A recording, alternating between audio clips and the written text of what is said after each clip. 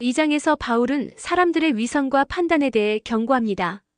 다른 이들을 정죄하는 사람이 결국 자신도 똑같은 죄를 짓고 있음을 상기시키며 하나님의 기준은 우리의 외적인 행위가 아니라 내면의 진실된 마음에 있다고 강조합니다.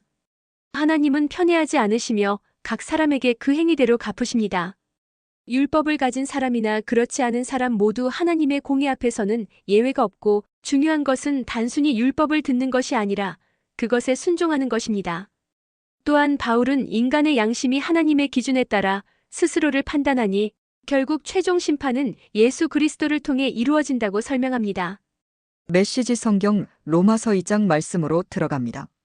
하나님을 만만히 여기지 마라. 그들은 그렇게 어둠 속으로 끝없이 추락하고 있습니다. 그러나 여러분이 그들에게 손가락질할 만한 고상한 위치에 있다고 생각한다면 생각을 바꾸십시오. 누군가를 비난할 때마다 여러분은 자신을 정죄하는 것입니다. 여러분도 다르지 않기 때문입니다.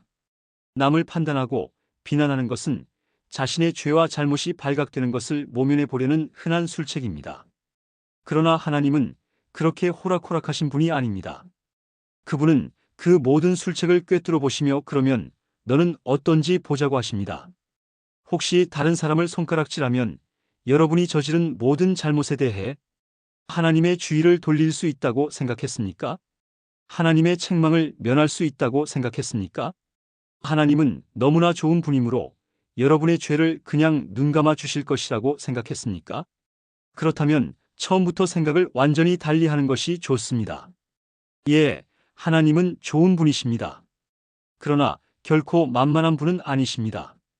하나님이 좋은 분이라는 말은 우리 손을 꼭 붙잡고서 우리를 근본적인 삶의 변화 속으로 이끌어 주신다는 말입니다.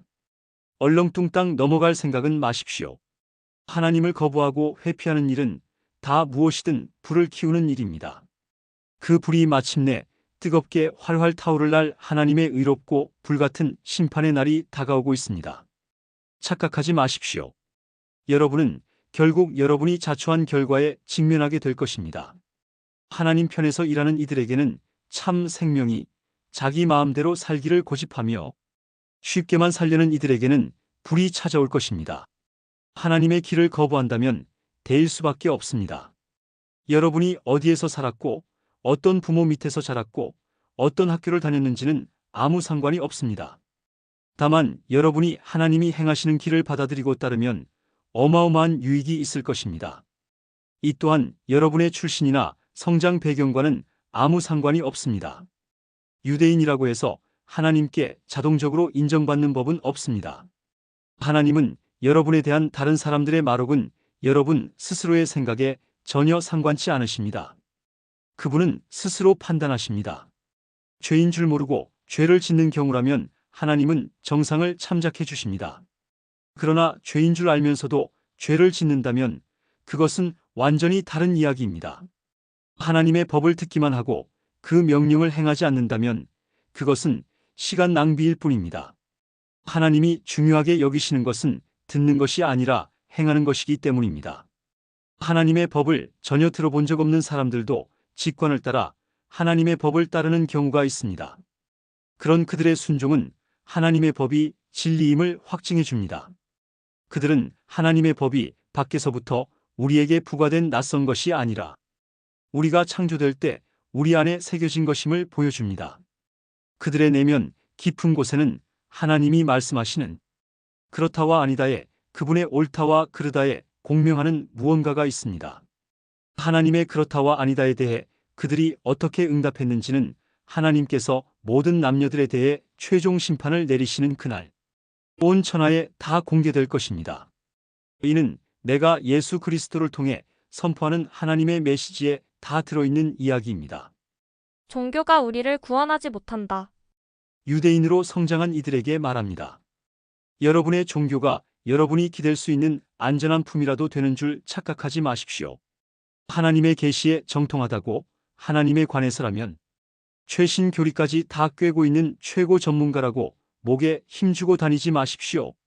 특히 스스로 다 갖추었다고 확신하는 여러분, 하나님의 계시된 말씀을 속속들이 다 알기 때문에 어두운 밤길을 헤매면서 하나님에 대해 혼란스러워하는 이들에게 길 안내자가 되어 줄 수 있다고 자처하는 여러분에게 경고해 줄 말이 있습니다.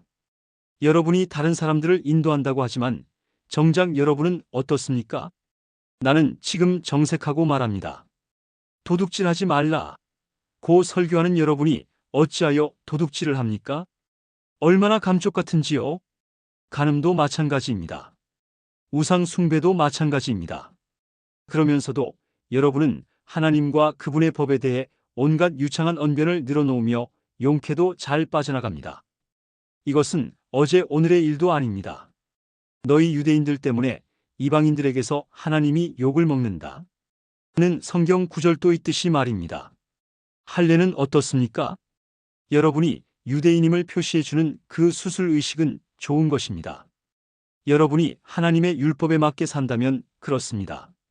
그러나 여러분이 하나님의 율법을 따라 살지 않는다면 차라리 할례를 받지 않는 것이 낫습니다.